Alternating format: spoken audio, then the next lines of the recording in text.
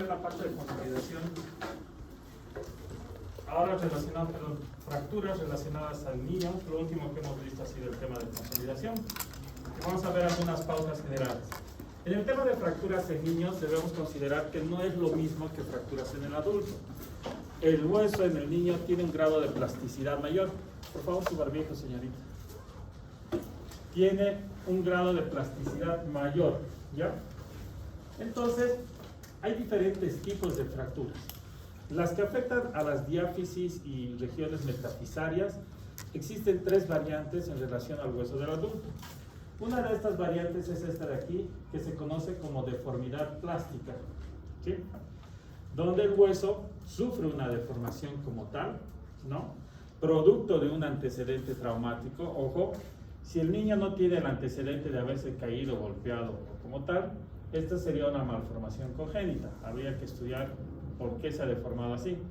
Pero si tiene el antecedente traumático de haberse caído y la extremidad se ve deformada, ¿no?, de reciente aparición, sí estamos ante una deformidad plástica o una fractura con deformidad plástica.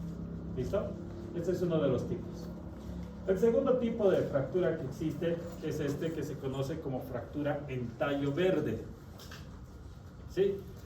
¿Cómo es la fractura en tallo verde? Una de las corticales del hueso se rompe y la otra se mantiene íntegra, ¿no?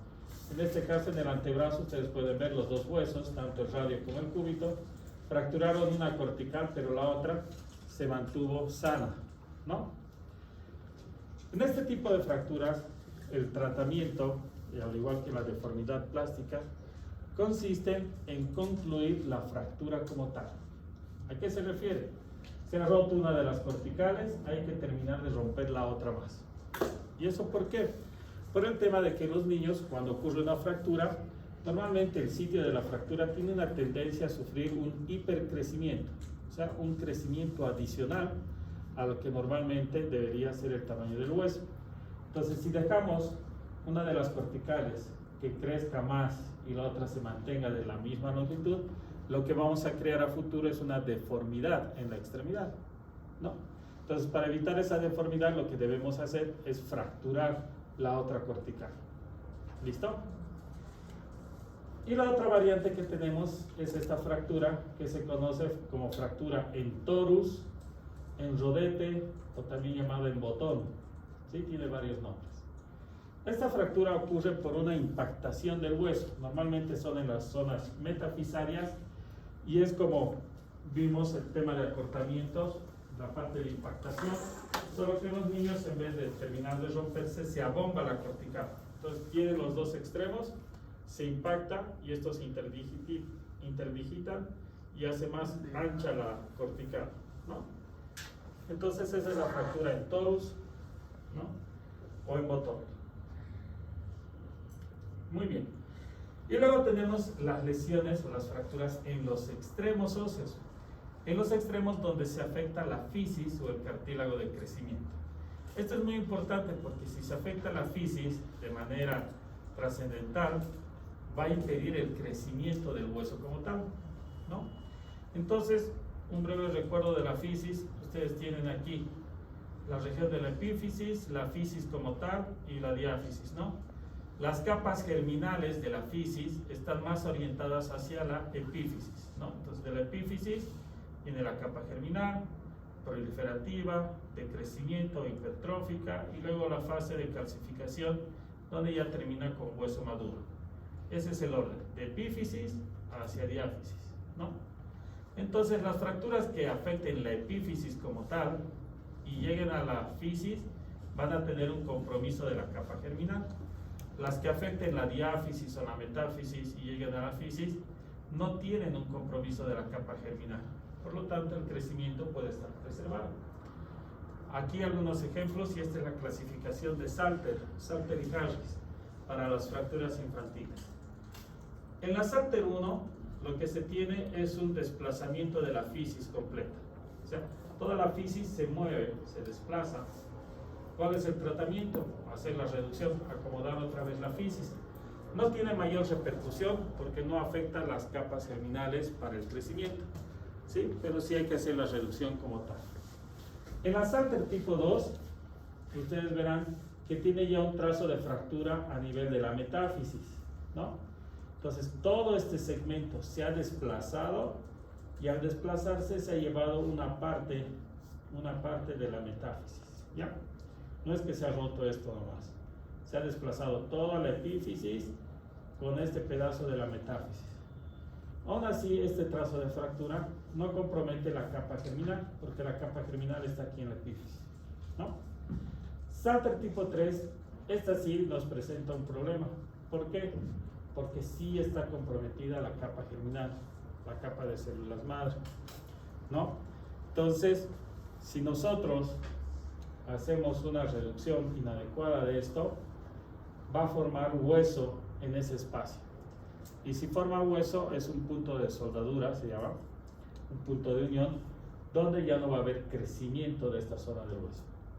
Va a haber crecimiento de la zona periférica y el hueso se va a ir deformando, ¿no? Entonces es una situación bastante complicada. Pregunta para ustedes. Consolidación ósea. ¿Qué diferencia hay entre la consolidación directa y la indirecta? Hemos visto el jueves de la semana pasada. La directa pasa en la fase inflamatoria de remodelación. La indirecta tiene la fase de callo duro y callo blando. Ok, muy bien. En este caso, ¿qué tipo de consolidación nos conviene? ¿Nos conviene que pase directamente a remodelación o que haga callo blando y callo duro? ¿Perdón? Hay algunos que opinan callos y hay otros que no. Si hace callo aquí, ¿no se va a cerrar la placa de crecimiento? Entonces, ¿nos conviene que haga callo ahí?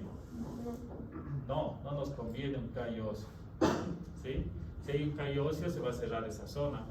Entonces, lo que tenemos que buscar, y esta es una de las indicaciones de cuando necesitamos consolidación directa, es cuando hay una afectación de la epífisis en fracturas fisarias, ¿no? En fracturas en cartílago de niños. En esta situación nosotros necesitamos una consolidación directa, que no haga callo óseo, ¿no? Para que la placa se mantenga activa. ¿Cuáles son los requisitos de una consolidación? En general, ¿cuáles son los requisitos de la consolidación? Estabilidad. Estabilidad. ¿Qué más? Requisitos generales de la consolidación, directa o indirecta. Tener una buena circulación. Circulación, ¿no? Buena circulación y estabilidad. Y ahora sí, ¿cuáles son los requisitos específicos para una consolidación directa?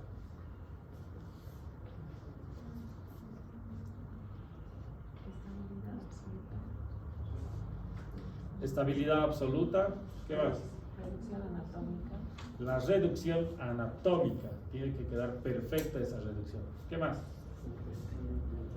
Y la compresión entre fragmentos.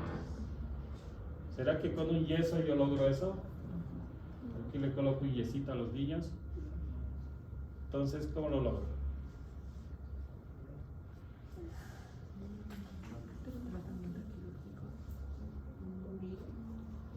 Con tornillos, ¿no? Y poner tornillos, ¿qué significa? Cirugía, ¿ok? Esta es una de las indicaciones de cuándo se debe operar un niño. Normalmente las fracturas en los niños no se operan, la gran mayoría. Pero esta situación sí amerita una cirugía como tal. ¿Por qué? Porque tenemos que evitar que se forme un callo óseo en esta zona y la única manera de conseguir eso es haciendo una compresión entre fragmentos, una reducción perfecta, dándole una estabilidad absoluta, ¿no? Para la consolidación directa. Entonces, dentro de las indicaciones que va a entrar a su examen de consolidación indirecta o directa, esta es una de las indicaciones, ¿no? Luego tenemos la Salter 4 que combina la 2 y la 3, que va desde la metáfisis hasta la epífisis con compromiso articular. Esta igual requiere una reducción anatómica, una compresión entre fragmentos, una estabilidad absoluta, ¿no? La Salter 5 es una fractura por impactación, de la fisis. La 5 y la 1 son difíciles de reconocer. Normalmente la 1 la podemos ver desplazada y reducirla. La 5 no se desplaza, sino que más bien se impacta toda la fisis y puede haber compromiso de la capa germinal, pero es difícil identificarla como tal, ¿no? Porque aparenta no ser una lesión severa. Las Alter 6 y 7, que son de reciente añadidura a la clasificación, se refieren a fracturas abulsivas o por arrancamiento, ¿no? Y estas que son fracturas por cizallamiento como tal, o lesiones de cizallamiento. Esas son las que tenemos, ¿ya? Muy bien, ahora vamos al manejo de las fracturas en los adultos, ¿sí? Vamos a cerrar un poco la foto.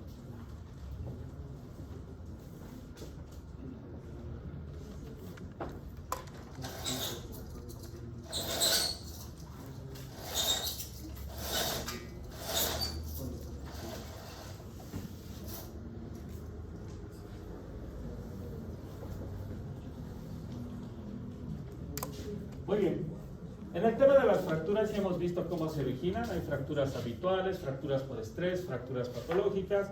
Hemos mencionado algunas de estrés, lugares frecuentes, fracturas patológicas, principalmente por osteoporosis, pero igual hay fracturas por infecciones, por tumores, que son temas que vamos a ver más adelante. Y el tema de fracturas habituales, ¿no? ¿Cuál era el tratamiento antes del advenimiento de la época quirúrgica? O sea, millones de años atrás, miles de años atrás, el tratamiento era la inmovilización de la extremidad, ¿no? Y las reglas de inmovilización siempre fueron las mismas. Se tiene que tomar, si tenemos un segmento afectado, tenemos que tomar la articulación próxima y la articulación distal, ¿correcto? Eso es lo que se hace. Pero ¿qué ocurría con estos pacientes? ¿Qué pasaba?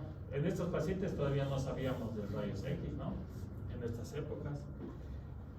Y pues no se conocía bien cómo ocurría el proceso de la consolidación y quedaban inmovilizados durante meses hasta conseguir la consolidación como tal. Pero ¿cuál es el problema de tener una extremidad inmovilizada? Pérdida de músculo, ¿no? Una extremidad que ha sido inmovilizada pierde masa muscular. ¿Qué más? La estabilidad. Pierde estabilidad. ¿Qué más dice? Ya, pérdida de movimiento, ¿no? Tenemos articulaciones que están inmovilizadas y para una articulación el movimiento es vida. La nutrición del cartílago se da a través de un proceso llamado imbibición, que es una especie de difusión pasiva. Y para que esta imbibición ocurra, tiene que haber movimiento articular, aumento de presión articular, para que pase la nutrición al cartílago. Entonces los cartílagos y las articulaciones se vuelven rígidas, ¿no? Empieza a aparecer varios problemas, ¿no? Y George Perkins se da cuenta de esta situación y él dice: la mayor parte de las invalideces que se producen tras una fractura se relaciona con el tratamiento y no con la patología, y a lo que él denominó la enfermedad de las fracturas. ¿Y cuáles son estas enfermedades de las fracturas? Lo que ustedes acaban de mencionar. Rigidez articular por un lado, por las articulaciones que no se mueven. Atrofia muscular, ¿no? Músculo que no se usa, músculo que se arruina. La atrofia de la piel. ¿Por qué se atrofia la piel? La piel constantemente está descamándose, ¿no? Eliminando las células muertas de la superficie. Aunque algunas chicas lo hacen de manera voluntaria, ¿no? Se llama exfoliación. Entonces, y además hay una disfunción circulatoria, ¿no? El tema del retorno venoso se debe mucho a la contracción muscular. Si no hay contracción muscular, pues el flujo se vuelve cada vez más lento y hay problemas circulatorios.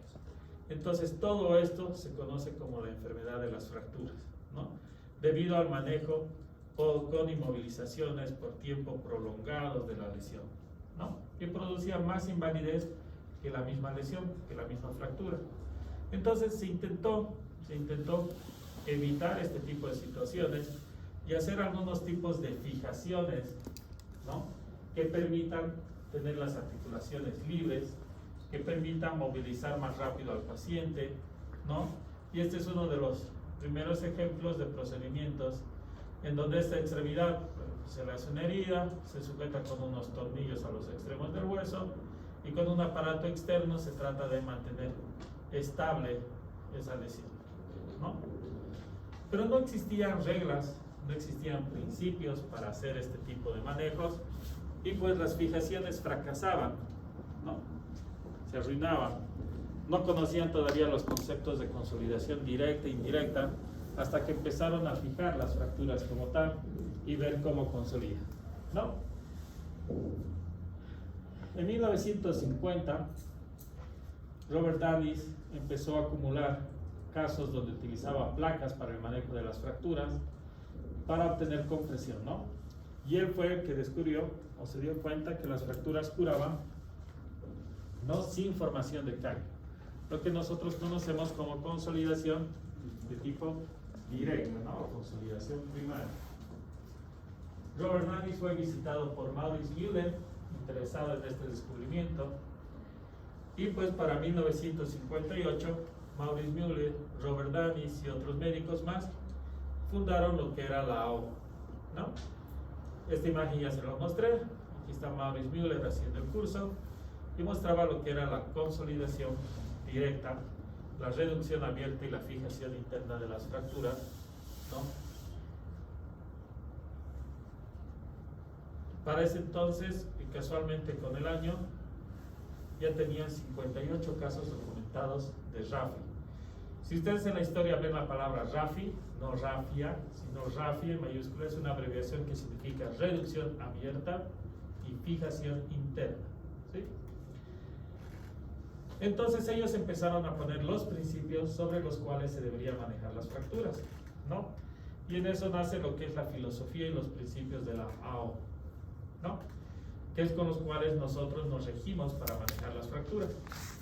Los principios de la AO en 1958, cuando se fundó esta organización, estaba la reducción anatómica, la fijación rígida, la preservación de los tejidos blandos y la movilización activa precoz, ¿no? Entonces ellos pregonaban que toda fractura debería reducirse de tal manera que quede igual antes de la lesión, ¿no? Que quede igual que como estuvo antes de la lesión. La fijación debería ser tan rígida que permita la movilización activa precoz del paciente para evitar la rigidez articular y obviamente preservar los tejidos blandos como tema de irrigación, ¿no? Esos eran los principios sobre cuales se rigió la OMS. Pero había demasiado peligro en poner mucho énfasis al tema mecánico, ¿no? Porque eran principios mecánicos. Y si se dan cuenta, ahí tenemos una fractura fémur multifragmentaria, ¿no? Este es el fémur izquierdo, tiene varios fragmentos, ¿no? Y el médico coloca pues una placa bastante larga, con muchos tornillos, tratando de hacer la reducción anatómica, tornillos sueltos que intentan comprimir entre fragmentos, pero es bastante complicado, ¿no? ¿Y cómo queda la piel? Las partes blandas, ¿no? Son abordajes más grandes, más extensos, la piel queda lastimada, bordes necróticos, edematizada, ¿no? Y demás. ¿Por qué? Porque lo que se hace con el hueso es esto, ¿no? Cuando uno trata de buscar una reducción anatómica a toda costa, termina pelando todo el hueso, ¿no? ¿Y será que va a sobrevivir ese fruto así pelado? No, ¿verdad? Lo mismo le ocurre al hueso. El hueso pierde vascularidad y capacidad de consolidación. Quien va a soportar todo el trabajo no va a ser el mismo hueso, sino el tema del material de síntesis. Y el hueso no es del todo rígido, tiene cierto grado de plasticidad, ¿no? Y si le dejamos todo el trabajo a una placa bien rígida, lo que va a ocurrir con la placa es que se va a romper, ¿no? Entonces, había problemas con los principios, no se estaba cumpliendo lo que se quería lograr. ¿Qué se quería lograr? Una adecuada consolidación y la recuperación del paciente, ¿no? Se estaba poniendo mucho énfasis a más de reconstruir el hueso, más que a la rehabilitación del paciente. Entonces se empiezan a buscar, ¿no?, alternativas donde conservar las partes blandas sea algo importante, ¿no? Y se logra incisiones de menor tamaño. Se empieza a buscar técnicas alternativas para no pelar tanto el hueso. Por ejemplo, los sistemas mínimo invasivos que están aquí, el sistema LIS, donde decían, la reducción abierta desvitaliza el hueso. Abrir toda una fractura y pelarla, pues sí le quita vitalidad. Y ellos hablaban de que la reducción indirecta es mejor para los tejidos blandos. Entonces inventaron estos sistemas, ¿no? Donde ya solo se fijaban partes de la placa, no toda la placa como tal, no se abría toda la herida y demás. Y luego veían también el tema de las placas. Decían, las placas desvitalizan el hueso por presión.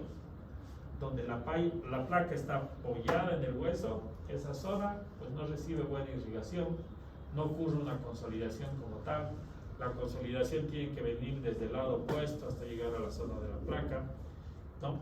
Y ellos hablaron, si se reduce el contacto de la placa, se necrosará menos el hueso. Entonces hicieron estas placas de bajo contacto. Una zona apoya, otra zona no, una zona apoya, otra zona no. Y estas zonas que no apoyan, pues permiten la llegada de tejido blando por debajo de la placa para mantener la irrigación del hueso, ¿no? Entonces hacen pequeños cambios a los modelos y mejoran el tema de condición para mejorar la consolidación, ¿no? Con el sistema mínimo invasivo, placas, ¿no? Con otro sistema de ajuste hacia el hueso, pues se puede preservar los tejidos blandos y quizás lograr mejores consolidaciones. Pero aquí ya no hablaríamos de reducciones anatómicas, sino de reducciones funcionales, ¿no? Y ahí se empieza a diferenciar y manejar cuándo debemos utilizar una consolidación directa y cuándo es mejor utilizar una consolidación indirecta, ¿no? Entonces los principios cambian para el 2004, donde se toma como prioridad y primer elemento la preservación de los tejidos blandos, la preservación de la vascularización. Luego se toma en cuenta la reducción funcional.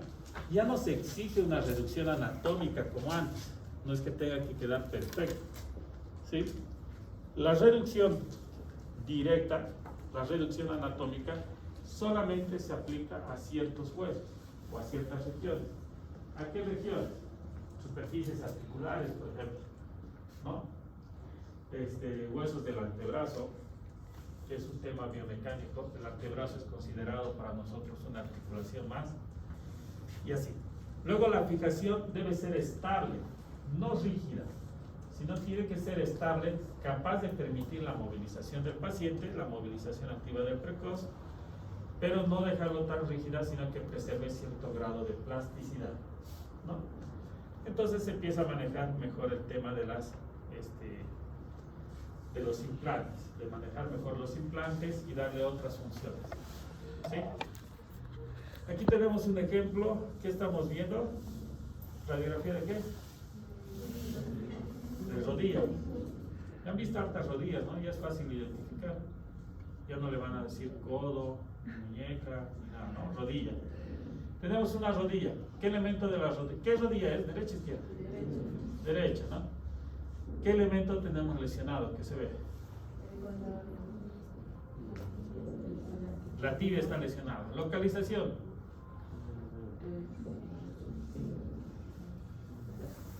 Después clasificación, localización de la fractura.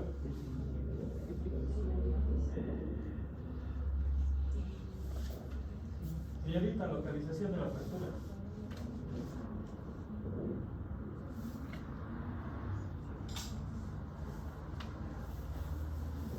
No sé qué vieron en clase si están distraídos con su celular. Epífiso, meta, diafisaria, proximal, ¿no? Está yendo desde la epífisis hasta la diáfisis, ¿correcto? Ok. Complejidad, ¿simple o compleja? ¿Por qué es compleja? Tiene más de 2 fragmentos. De las complejas hay tercer, multi, conminuta, segmentaria. Sería una multi, ¿no? Aquí hay un fragmento, aquí hay otro, aquí debe haber otro, aquí parece haber un pedazo. La placa no se nota también en la parte baja, ¿no? Dirección de la fractura. longitudinal, trazo más grande, ¿no? Desplazamientos, angulaciones, creo que no mucho, ¿no? Más que todo hay una ligera separación entre fragmentos, pero no otra cosa. Pregunta, ¿qué es lo que vamos a hacer con este paciente? ¿Tenemos que darle consolidación? Sí. ¿Eso qué significa? Mantener la irrigación, preservar, darle estabilidad, ¿no? Pero queremos consolidación directa o indirecta en este caso. ¿Cuál era la diferencia entre consolidación directa e indirecta? La formación del callo. ¿Será útil que haga un callo aquí en la superficie? ¿Por qué no?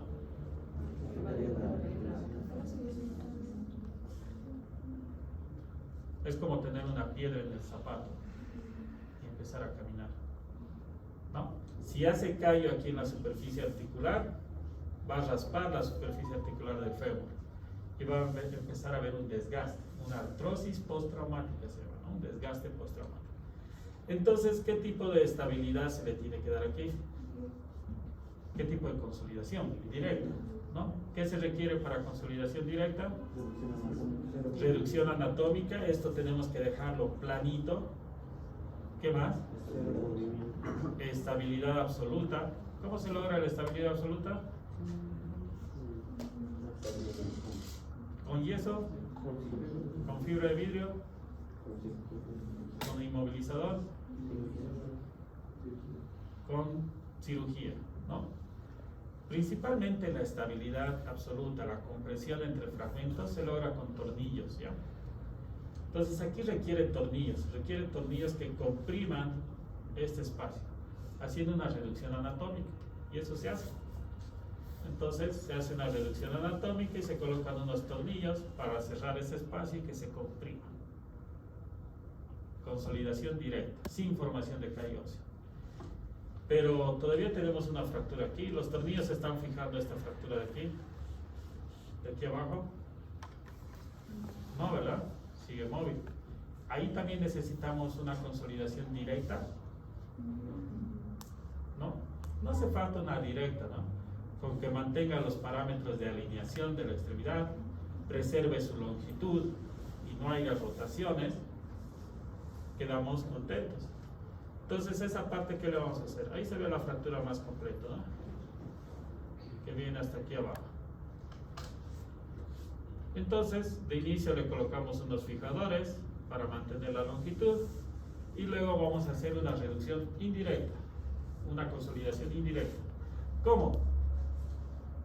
Por aquí ya hemos colocado tornillos, no vamos a abrir la pierna hasta aquí abajo, ¿no? Entonces le deslizamos una placa por debajo de todo el tejido blando, ¿no? Mantenemos la alineación de la extremidad bajo tracción. ¿Se acuerdan tracción? Se mantiene la extremidad, la alineación, y se fijan los extremos de la placa, ¿no? Y la placa queda así. Ahí tenemos los tornillos que hemos dejado, la placa que hemos deslizado por debajo. No hemos tocado el foco de fractura, la placa no está adosada al hueso, ¿no? Pero sí tiene la fijación proximal y distal, lo que no va a permitir que esta zona tenga inestabilidad. Sí va a tener movimientos controlados. Los fragmentitos sueltos no están fijados, así que esos son los que se van a mover, pero se van a mover poco, pues, ¿no? Porque tiene una fijación adicional. Tiene una reducción funcional, no anatómica, pero aquí va a formar callo óseo, ¿no? Va a ser un callo de hueso aquí. Y el resultado final, pues ahí está. ¿Consolidó o no consolidó? Consolidó. Cuidamos partes blandas, le dimos estabilidad, e hizo su callo óseo como tiene que ser. Entonces vean que nosotros somos capaces de manejar los tipos de consolidación. En la misma fractura podemos aplicar principios de consolidación directa e indirecta, dependiendo de lo que se requiera para recuperar la funcionalidad del hueso, ¿no? Entonces, en eso se basa hacer el análisis de las fracturas, porque si no a todo le pondríamos lo mismo, ¿no? Bajo los mismos principios. Placas, tornillos, a todos, clavos, ¿no? Pero no es así. Hay que hacer un análisis previo de qué se busca para, de acuerdo a eso, aplicar los principios, ¿no? Porque al final las placas y los tornillos son eso.